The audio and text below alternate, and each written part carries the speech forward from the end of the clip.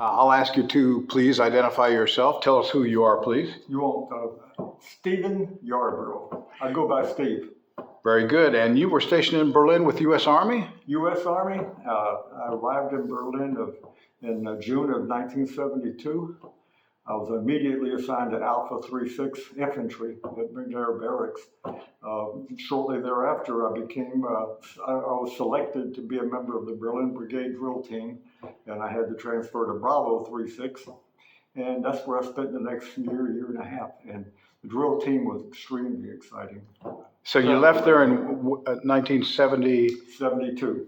72. Approximately 1974, I re-enlisted into the Finance Corps, and I moved across town to finances of the headquarters compound. And I was technically assigned to Andrews Barracks. I was married at that time, so I didn't actually do anything at Andrews except pull CQ, which I was required to do nighttime duty to make sure everything's safe. So what's the outstanding duty you had? You had a lot of different assignments. Was it the drill team? Well, I tell you, I got to Berlin. I was like 140 pounds, skin and bones, 4 eyes. A lot of jokes were made of me. I mean, this was the most exciting thing that happened in my life. I got to Berlin. I was overwhelmed with how beautiful everything was. And I got to say, being in the infantry there, the 6 months or so before I got on the drill team, we would have alerts at all hours of the night going outside with 20 or 30 vehicles, polluting the air, sitting in there. That was memorable.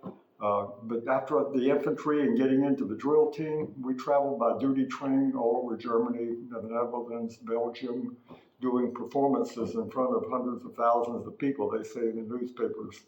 So it was exciting.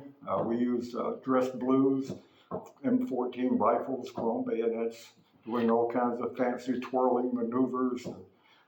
Fortunately, usually no one got hurt. No civilians ever did, but that was exciting. Did you know it was a special assignment while you were in Berlin? Oh, yes. I mean, it was very selective. There was only like 14 or 15 members on the drill team. At any given drill, there would be 9 or 10 utilized. So it was very, we did a lot of marching, a lot of precision.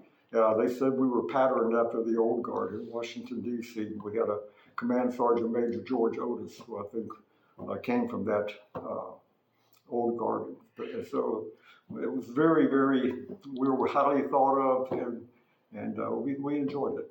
Did you get around and about in Berlin? Did you meet any Germans? Oh, yes. Let's see. I did a lot of, before I got married, I met my first wife.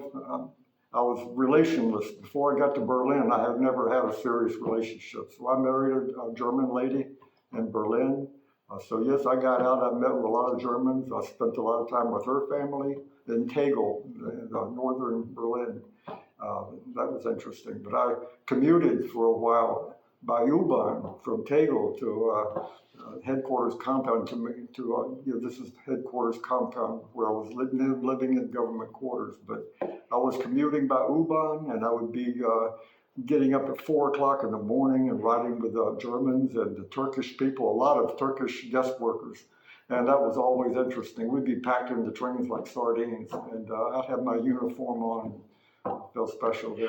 But, how were you regarded by the Germans? How did you feel about it? Everybody was polite. I never had a situation where anyone treated me with anything other than respect.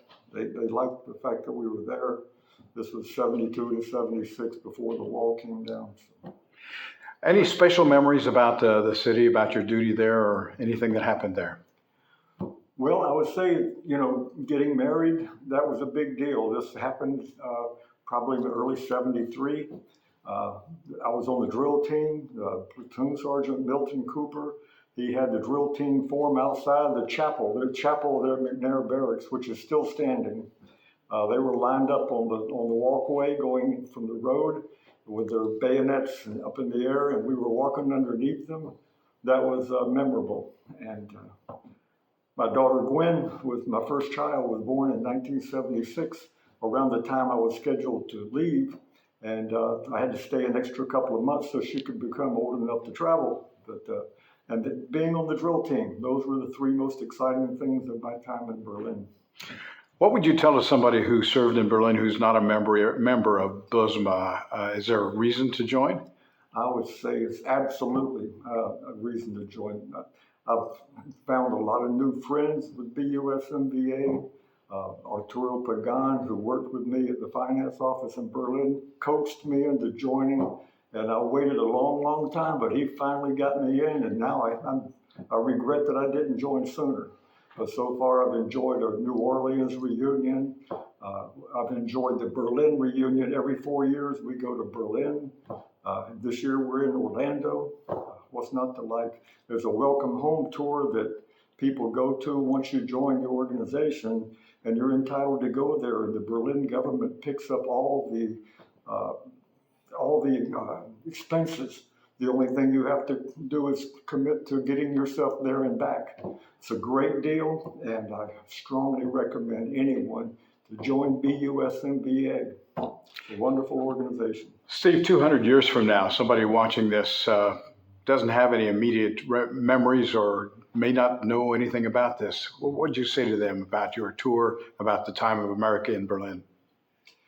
I would say that it was a life-changing event for me, and I had the opportunity to see how it was before the wall came down. I would go over to East Berlin. I saw how run down the city was in the east. I saw the looks on the East German soldiers, the Russian soldiers' faces as I would come into contact with them. And then I was here, I saw what happened when the wall came down. Hundreds of thousands of people cheering. This was a life-changing event. The Russians taking over the east, the wall coming down. Here we are today. So I would say Berlin was a big part of the history. Steve, thank you for sitting down and talking with us today. We appreciate it. Thank you.